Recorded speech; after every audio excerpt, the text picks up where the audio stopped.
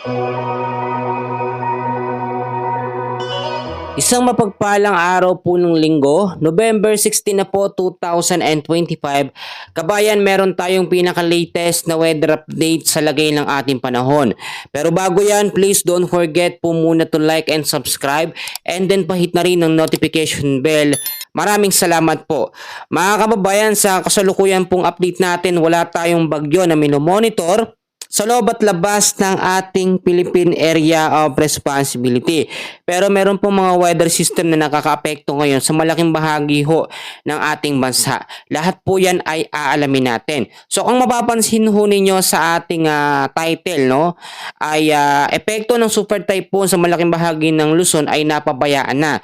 So ang nangyayari kasi ngayon mga kaibigan ko, alam naman natin na sobrang naapektuhan ng parte ng Luzon.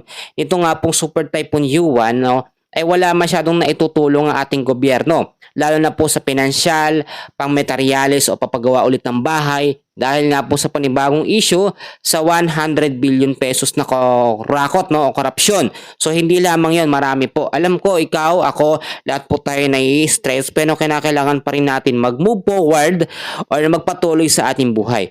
Ngayon po, no, eto magandang balita naman ang ating matutunghayan sa lagay ng ating panahon dahil po sa ating tinatawag po na tropical cyclone threat potential ay wala tayong nakikitang malakas na bagyo na papasok po bago matapos ang buwan, no, hanggang sa matapos po ang buwan ng Nobyembre. Dahil nga po sa week 1 natin sa nilabas ng Pag-asa na tropical cyclone threat potential sa pagitan po ng November 14 hanggang 20, ilang araw din yan, walang anumang low pressure area or bagyo na papasok sa ating bansa.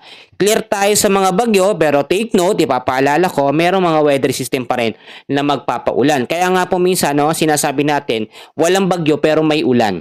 So dapat po i-take note natin yan.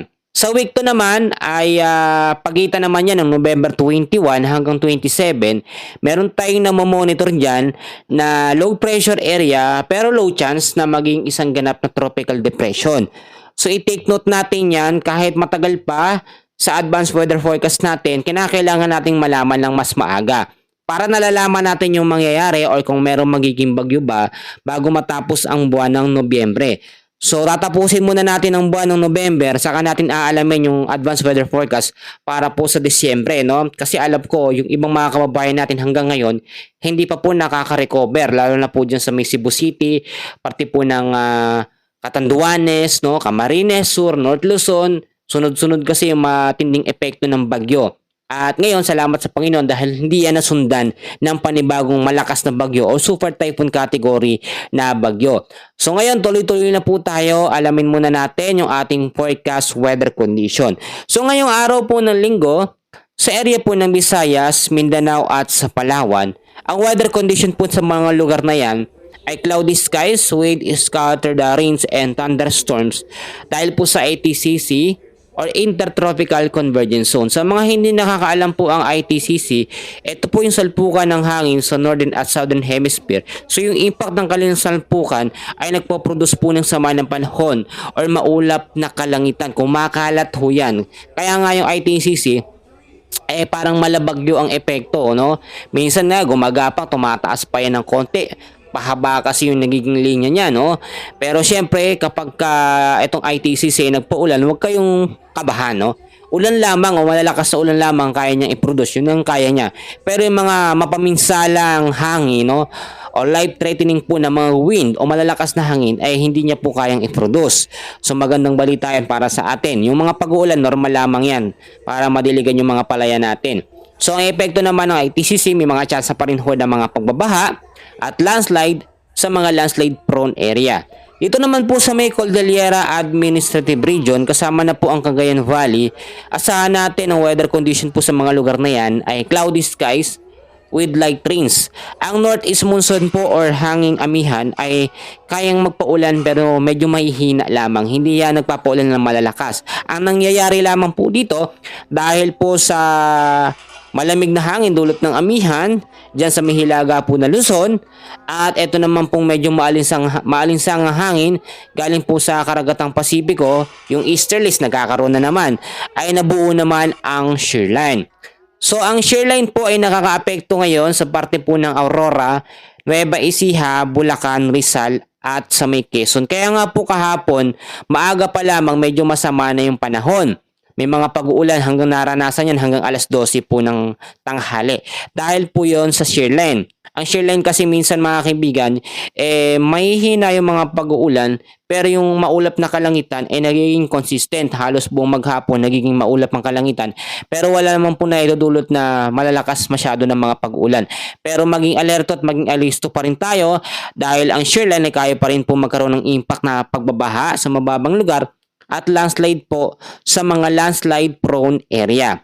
Sa bahagi naman po, ilang bahagi, nalalabing bahagi ng Central Luzon, apektado din ng shearline. So, asahan din natin ng partly cloudy to cloudy skies with isolated light rains and thunderstorms. Maging alerto pa rin tayo. Sa Metro Manila naman po at nalalabing bahagi ng Luzon, patuloy din makakaranas ng maulap na kalangitan, cloudy skies with isolated rain showers or thunderstorms dahil po sa mga localized thunderstorms. Ang mga local thunderstorms, yung epekto naman yan yung mga biglaang pag-uulan sa hapon at sa gabi. Usually tumatagal yan. Sa ngayon, kung obserbahan natin, 30 minutes yung pinaka nagiging mahaba niya, hanggang 1 hour. Yun merong malakas, merong mahina. Ang mga localized thunderstorms, malalaman natin na magkakaroon ng ulan sa hapon at sa gabi kapag sobrang maalinsangan po ang panahon sa umaga at sa tanghali. Iba kasi, may mga pagkakaiba yan. Meron kasing mainit na panahon sa atin, pero hindi siya malagkit o hindi maalinsangan. Alam niyo yung parang singaw talaga ng lupa na mainit. Tulad nung mga nakarang araw, mainit po ang panahon, pero hindi siya ganun kaalinsangan. Yung parang medyo umiinit ng singaw, hindi po ganun dahil nga syempre yung northeast monsoon pinapalamig din kahit papaano yung ating kalupaan. Pero kapag nakaranas naman tayo o bandang humina po ang northeast monsoon, ay nagkakaroon tayo ng impact ng maalinsangang panahon dahil sa easterlies. So yun, kapag ganun ang panahon natin, asahan nyo ang malalakas na pag-ulan, lalo na sa hapon at sa gabi. So, yan po yung weather system ngayon na nakakaapekto sa malaking bahagi ng ating bansa. Kahit walang bagyo, may mga pag-uulan tayo tulad po ng northeast monsoon, ITCC, shearline, meron din tayong mga localized thunderstorms. At yung easterlies, inaasahan sa mga susunod na mga araw ay mas mararamdaman natin yung kanyang epekto. Sa ngayon, wala pa namang direktong epekto ang easterlies o yung maalinsangang hangin na nanggagaling sa karagatang Pasipiko. So ngayon, sinasabi ko sa inyo, yung banta ng posibleng bagyo na mabubuo sa last week po ng November ay hindi magiging malakas or magiging super typhoon category. So ngayon mga kaibigan, mga kababayan, yan po muna ang pinaka-latest na update natin sa lagay ng ating panahon. Maraming salamat po at magandang araw po sa inyong lahat.